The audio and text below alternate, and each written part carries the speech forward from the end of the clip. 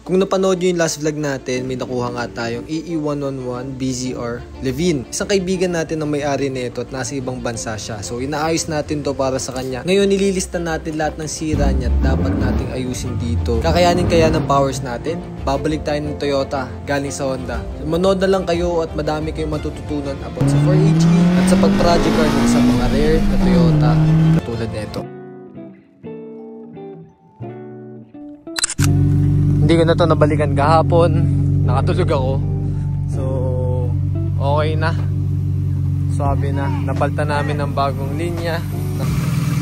Mama! Clutch fluid yung nalalagyan yung headers ni kanausok.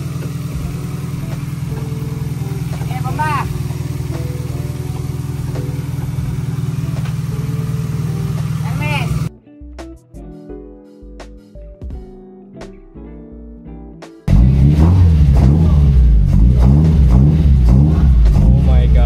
Ganda ng tunog.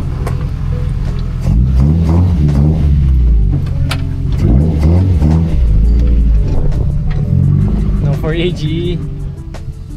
Wow.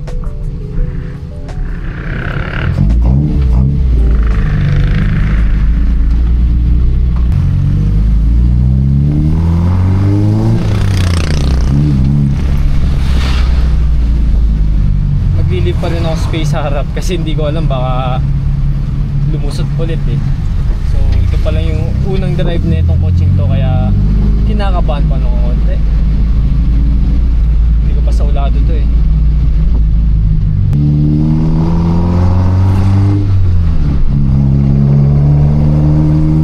Wow. Yung ITVs.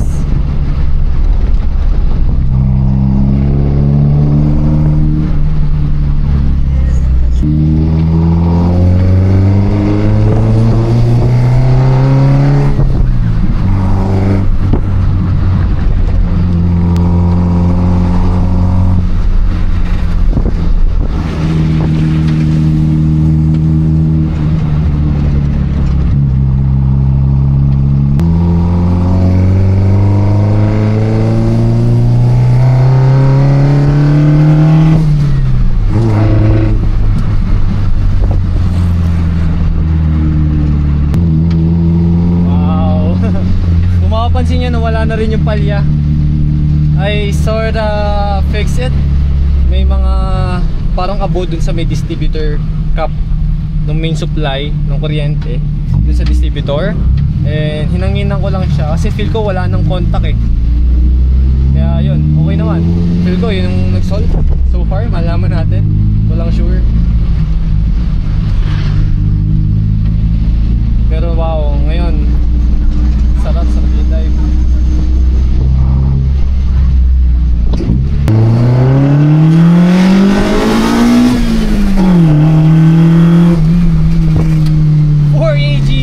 Let's go!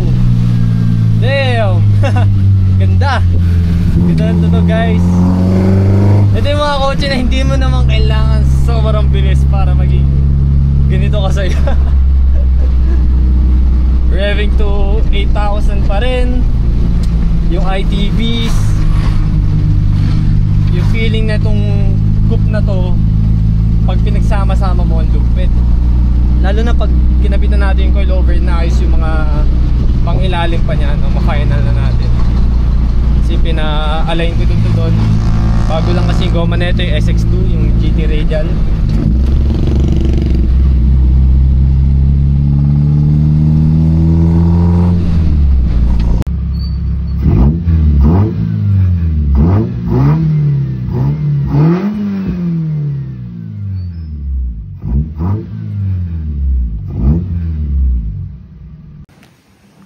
Kinamusta ko lang tong project na to after 2 days. So ayan, okay na siya. Actually hindi pa, marami pang gagawin. Kinabit ko muna yung bumper niya, yung TRD bumper na sobrang rare guys. Ayan, kinabit ko muna pansamantala.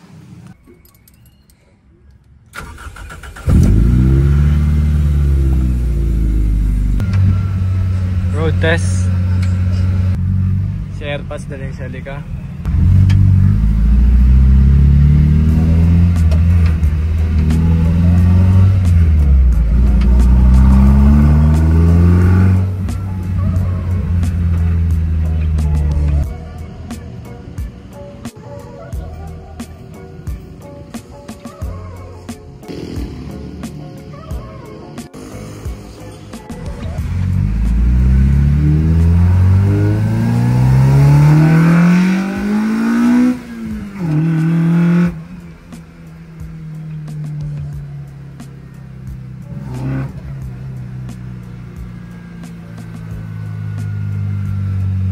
AG power, baby.